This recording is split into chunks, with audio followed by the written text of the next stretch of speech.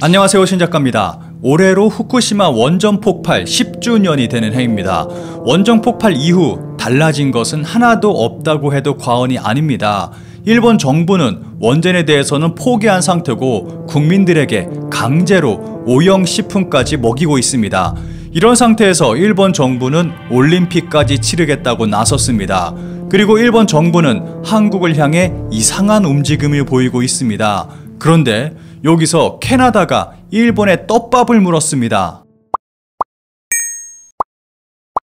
동일본 대지진이 발생하고 후쿠시마 원전 폭발이 있은 후 일본 정부가 가장 먼저 한 정책이 먹어서 응원하자 캠페인입니다. 여기에는 수많은 연예인과 기업들이 동참했습니다. 그 결과 내부 피폭으로 사망한 연예인도 존재합니다. 그럼에도 일본에서는 아직도 먹어서 응원 캠페인을 실시 중에 있습니다. 일본 맥도날드에서 출시한 신제품입니다. 간장 맛으로 양념한 라이스버거입니다. 그런데 광고 그림 좌측 하단에 보면 후쿠시마현산 쌀 사용이라고 적혀 있습니다. 동일본 대지진 10주년을 기념해서 발매한 것은 아닌가 하는 생각이 듭니다. 일본의 모스버거, 일본 KFC, 요시노야, 스키야, 세븐일레븐 등의 기업들은 먹어서 응원 캠페인에 적극 동참하고 있습니다. 한국인들이 일본 여행 가서 맛있다고 찾는 음식점은 대부분 동참 업체로 보면 됩니다.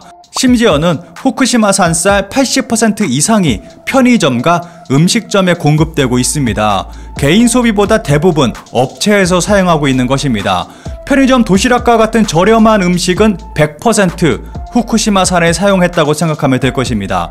일본 정부는 한술 더 떠서 전국 각지에 후쿠시마 농산물 직판장을 만들고 있습니다.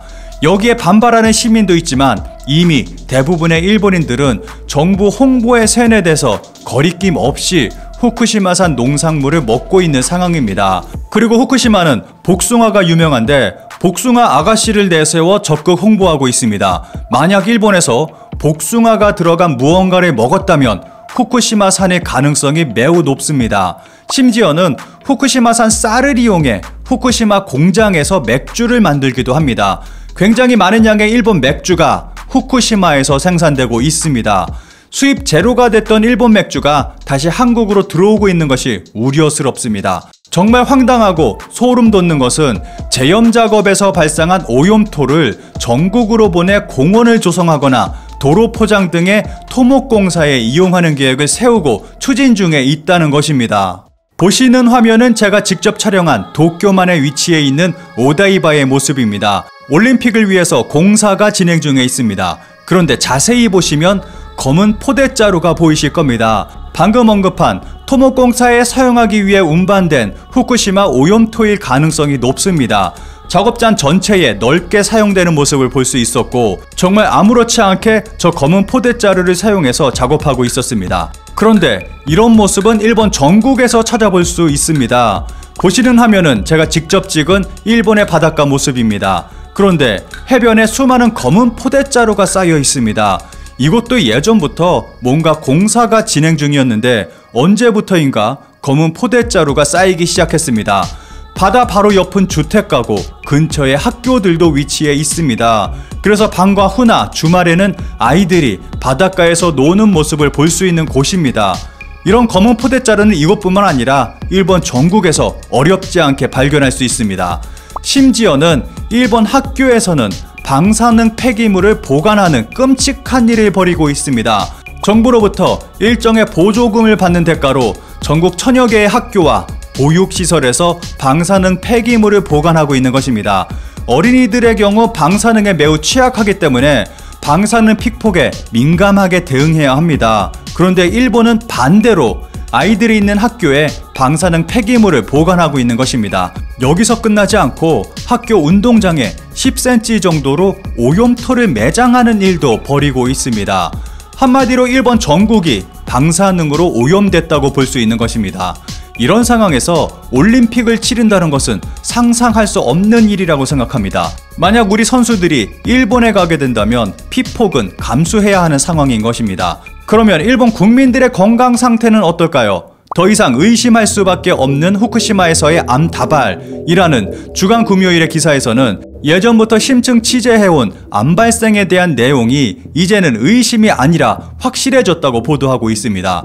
일본의 전국 암 등록 사업은 국립암연구센터에서 후생 노동성으로 넘어가면서 데이터 공표까지의 시간이 크게 단축됐고 2016년과 2017년의 데이터가 잇따라 발표됐습니다. 일본 정부는 후쿠시마 원자력 발전소 사고의 피폭으로 인해 건강상 피해를 입은 사람은 단 한 명도 없다고 밝히고 있습니다. 이 데이터를 믿고 이와 같이 주장하는 한국의 정치인도 존재합니다. 그런데 일본 전국 암 등록 데이터를 통해서 실상이 어떤 상태인지 짐작해 볼 수 있습니다. 최근 데이터가 발표되면서 구체적인 최신 일본의 암 발생 상황을 알 수 있게 됐습니다. 표준화 발생률 비율을 이용해서 도출한 2008년부터 2017년까지의 위암 발생률 결과는 보시는 표와 같습니다. 전국 평균을 100으로 보고 그보다 높으면 전국 평균 이상, 낮으면 전국 평균 이하를 의미합니다. 국립암연구센터에서는 SIR이 110을 초과하면 암 발병률이 높은 현으로 보고 있습니다. 후쿠시마현에서 위암의 SIR은 2011년 이후 여전히 남녀 모두 전국 평균을 웃도는 높은 값을 보여주고 있습니다. 특히 2016년 여성에서는 139.4라는 매우 높은 값을 보여주고 있습니다. 데이터를 보면 후쿠시마에서는 2012년 이후 6년 연속 남녀 모두 위암이 상당히 많이 발생하고 있는 상태입니다. 이런 상태에서 방사능에 가장 약한 갑상선 등에 발생하는 암은 굉장히 심각한 상황이라고 볼 수 있습니다. 후쿠시마 오쿠마마치의 귀환 곤란 지역에서 시험 재배 쌀을 첫 수확, 안전하다는 결과 쌓고 싶다. 후쿠시마 원전 폭발 사고로 인해 출입금지 지역으로 지정되어 있는 오쿠마에서 작년 10월 시험 재배된 쌀의 수확 작업이 이루어졌습니다. 한마디로 방사능이 농축돼 쌓여있는 곳에서도 쌀 재배를 본격적으로 시작하게 된 것입니다. 우리나라 올림픽 대표 선수들이 일본에 가게 되면 이러한 식품을 먹게 될 수도 있습니다. 이런 상황에서 최근 정말 황당한 뉴스가 나왔습니다. 한국인의 51%, 즉 절반 이상의 한국인이 일본에 가고 싶다는 조사 결과가 나왔다는 보도입니다. 일본의 공익재단법인 신문통신조사위원회의 설문 결과라고 하는데 신뢰는 가지 않습니다.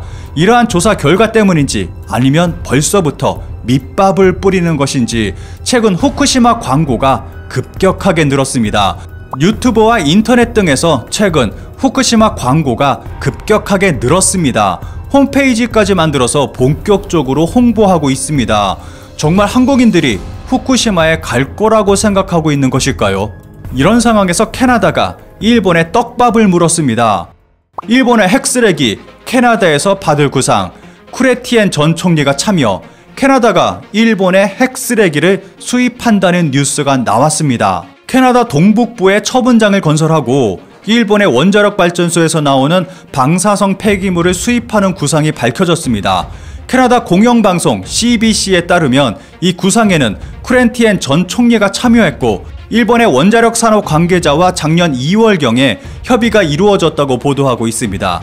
쿠레티엔 전 총리는 2019년 여름 일본 측 관계자에게 보낸 서한에서 지층 처분 구상을 추진하기 위해 캐나다 정부와 주정부와의 논의를 조정하고 참여하겠다며 그 회의에 일본을 초대하겠다고 말했고, 이에 일본 측은 정보가 새지 않도록 최대한 주의를 기울일 필요가 있다고 답한 것으로 알려졌습니다. 캐나다 정부와 일본 정부의 관여는 불분명하지만 비밀리에 진행 중인 핵쓰레기 거래 정황이 밝혀진 것입니다. 학교에까지 핵쓰레기를 보관하는 일본 상황에서 만약 이 협의가 실행된다면 캐나다는 일본의 구원자 같은 존재가 될 수도 있습니다. 일본은 다각면에서 자신들의 핵쓰레기를 전 세계에 보낼 생각을 하고 있습니다. 이렇게 일본의 핵쓰레기와 관련된 국가는 캐나다뿐만이 아닙니다. 이미 쓰레기를 본격적으로 수입하는 나라도 있습니다. 한국은 먹는 것뿐만 아니라 핵쓰레기로 건물까지 짓고 있습니다. 심지어는 방사능에 오염된 타이어를 학교 인조잔디에 깔기도 합니다. 앞서 캐나다 이야기를 했습니다. 그런데 캐나다보다 더 위험하고 더 위급한 곳이 한국이라는 생각이 듭니다.